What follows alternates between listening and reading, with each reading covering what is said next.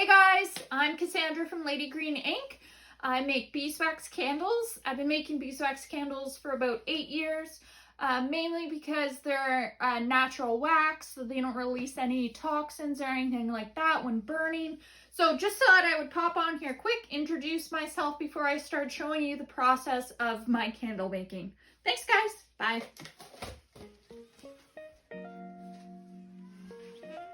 Okay, so one of the first steps that I do is actually remelt the large brick that I've gotten from the beekeeper. So this is about 10 pounds that I've gotten. I do refilter it.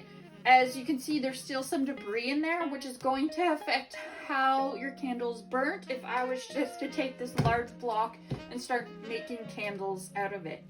The beekeeper's done a great job cleaning it, getting it to this point. However, one more filter is best to make sure that you have the best beeswax candles. So I have a large melter that is just dedicated to filtering these large blocks just to keep everything clean. So I'm gonna pop that in there. It takes about an hour to an hour and a half for this large guy to get melted.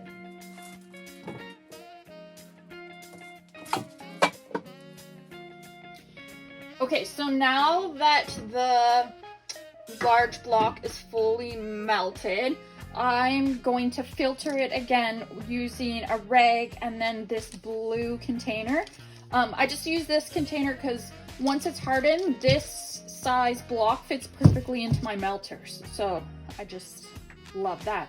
So old rag, and you'll see why I do this once I filter it. I just put an elastic just to hold it. I have a picture that is just for this process that I'm going to show you.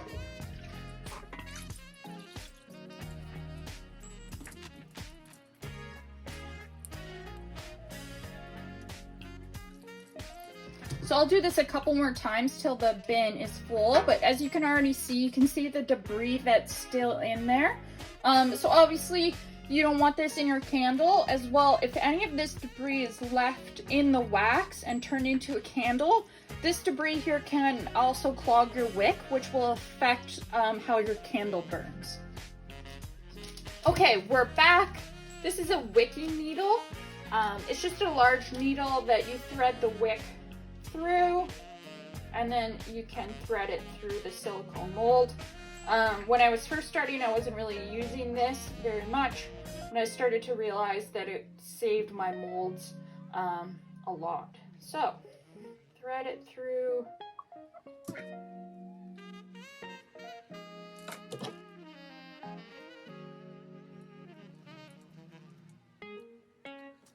Thread it through the bottom of the mold.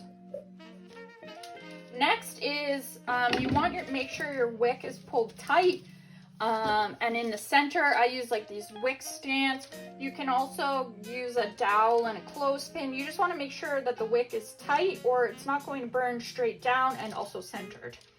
All right, so that is ready for our wax. So I'm going to put some in the pitcher here.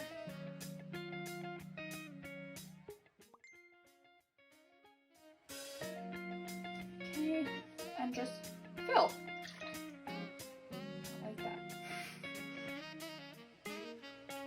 All right, so I'll leave this candle probably to set for 2 hours, and then I'll remove it from the silicone mold and show you. All right, so now it's been a couple of hours, so we can remove our candle from the mold.